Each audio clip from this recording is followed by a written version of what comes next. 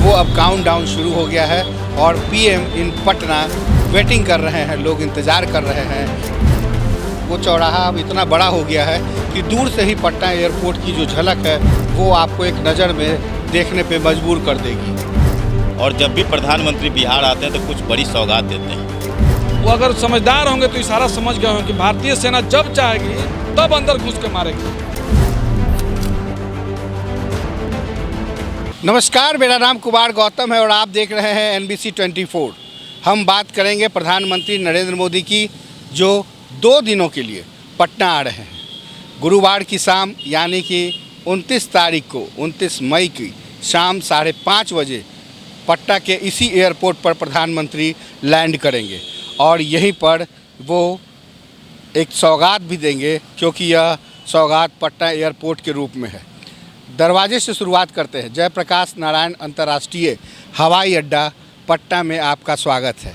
यानी कि प्रधानमंत्री के स्वागत की पूरी तैयारी लगभग पूरी कर ली गई है और आप देख रहे हैं तस्वीरों के जरिए कि किस तरीके से अंतिम क्षणों में जो कहते हैं ना कि फाइनल टच वो दिया जा रहा है और आपको पटना का एयरपोर्ट बिल्कुल बदला सा नज़र आएगा। यही वो टर्मिनल है जिसकी सौगात के रूप में प्रधानमंत्री नरेंद्र मोदी का इंतज़ार लंबे समय से किया जा रहा था। हालांकि बहुत ही कम समय में यह अंतर्राष्ट्रीय हवाई अड्डा पूरी तरीके से बनकर तैयार हुआ, जो अब टर्मिनल का रूप ले चुका है। और दूर से ही, पहले यहाँ दीवारें हुआ करती थी, मगर अब आपको पूरे इस पटना एयरपोर्ट पर आपको ऐसा ही नज़ारा देखने को मिलेगा। और जो नई बिल्डिंग्स है वो भी आपको सौगात के रूप में दी जाएगी। जो यहाँ के कर्मचारी हैं, एयरपोर्ट अथॉरिटी है, वो यहाँ पे मौजूद रहेंगे और इसके साथ ही प्रधानमंत्री यहाँ पर करीब आधा घंटा रुकेंगे। आधे घंटे के इस पूरे के दौरान निरीक्षण करेंगे, जायज़ा लेंगे कि आखिर उनका जो ड्रीम प्रोजेक्ट है वो किस तरीके से सपना साकार हुआ है।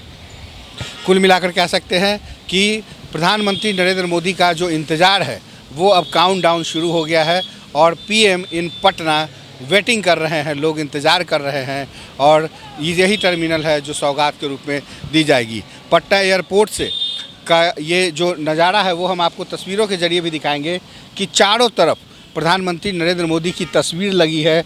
और ख़ास करके ये तस्वीर इसलिए भी महत्वपूर्ण हो जाती है कि हाल ही में ऑपरेशन सिंदूर जिस तरीके से भारत ने पाकिस्तान को धूल चटा दिया, पाकिस्तान को घुटना टेकने पे मजबूर कर दिया। हालांकि सीज फायर के बाद प्रधानमंत्री का ये पहला दौरा है, ऑपरेशन सिंदूर के बाद ये पहला दौरा है।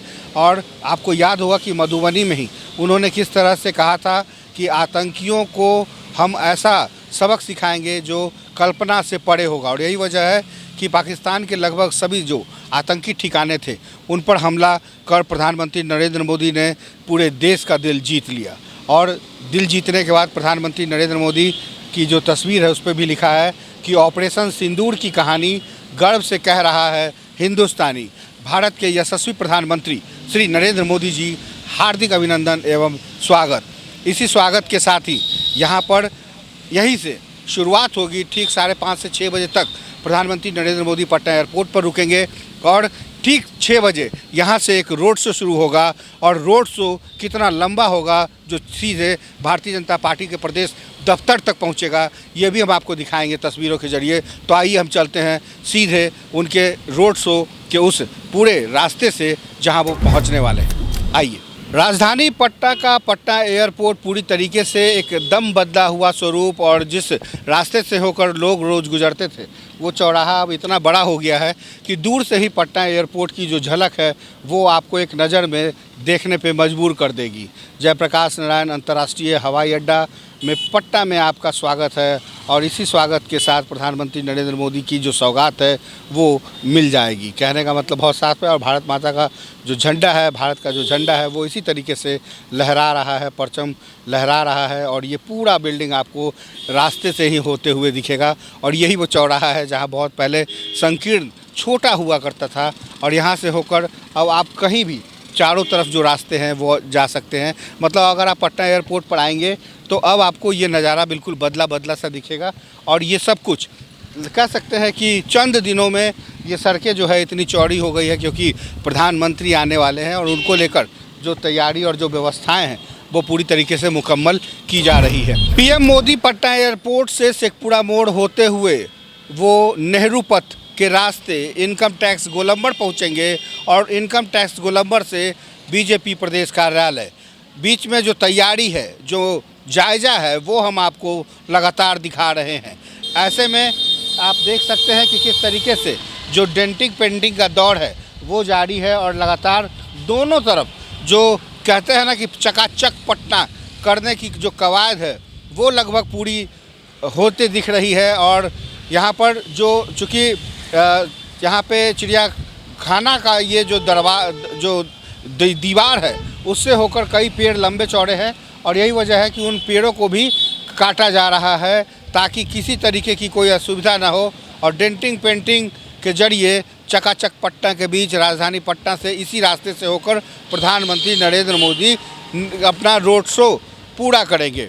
दूसरी तरफ जो तस्वीर है वो बिजली को लेकर है, ताकि चूँकि वीवीआईपी कैटेगरी में ये रोड शो होगा तो उस दौरान बिजली की आपूर्ति और बिजली की जो तार है वो कहीं दिक्कतें ना दे, इसलिए बिजली विभाग भी पूरी तरीके से चौकस है और जहां कहीं भी लूप होल दिख रहा है उसको बनाने की कवायद तेज चल रही है। इसके साथ ही चूँकि एक तरफ चिड़ियाखाना का दीवार है तो दूसरी तरफ एक रिहायशी इलाका है, तो उन इलाकों को लेकर भी सुरक्षा व्यवस्था को लेकर चाक चौबंद व्यवस्थाएँ की गई है।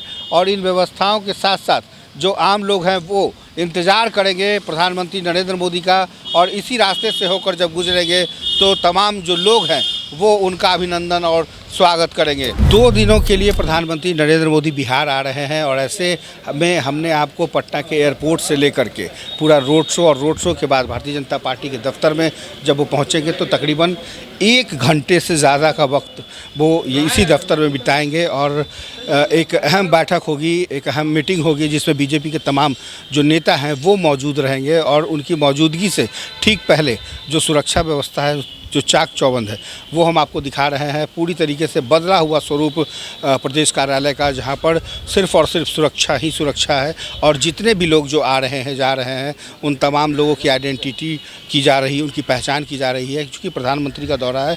और ऐसे में हम बात करेंगे उनके आने से लेकर उनके कार्यक्रम के बीच हमारे साथ प्रभात मालाकार जी हैं। प्रभात जी, ये बताइए कि किस तरह से काफ़ी बदला लग रहा है बीजेपी प्रदेश कार्यालय, काफ़ी सुरक्षा कड़ी कर दी गई है और आने वाले लोगों की जांच हो रही है, कितना महत्वपूर्ण मान रहे हैं? देखिए, देश के प्रधान सेवक आ रहे हैं और जब भी प्रधानमंत्री बिहार आते हैं तो कुछ बड़ी सौगात देते हैं, तो इस बार भी प्रधानमंत्री सौगात देंगे। 5 बजे पटना एयरपोर्ट पे 29 तारीख को आएंगे। वो पटना एयरपोर्ट का जो नया टर्मिनल बना है उसका उद्घाटन करेंगे। साथ ही वो बिहटा एयरपोर्ट, जो नया एयरपोर्ट बिहार को मिलने जा रहा है, पटना को मिलने जा रहा है, उसका शिलान्यास करेंगे।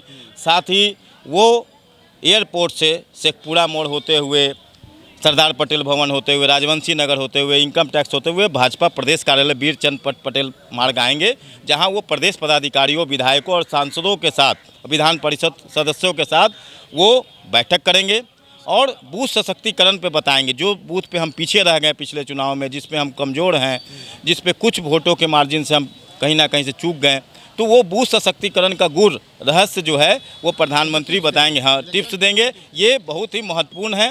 ये संगठन के दृष्टिकोण से और चुनाव के दृष्टिकोण से प्रधानमंत्री का यह दौरा और बिहार के विकास के दृष्टिकोण से यह दौरा बहुत महत्वपूर्ण है।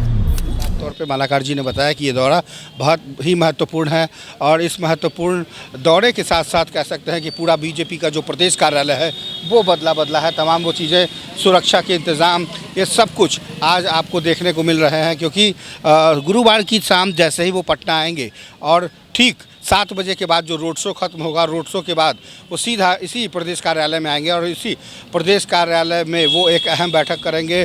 बूथ लेवल तक जो टिप्स है वो देंगे, चूँकि मौका है बिहार में इलेक्शन का और चुनाव की इस घड़ी में हर वो पल बहुत ही महत्वपूर्ण हो जाता है। ऑपरेशन सिंदूर के बाद कह सकते हैं कि बिहार की धरती से उन्होंने कहा था कि हम कल्पना से परे बताएंगे और वही हुआ।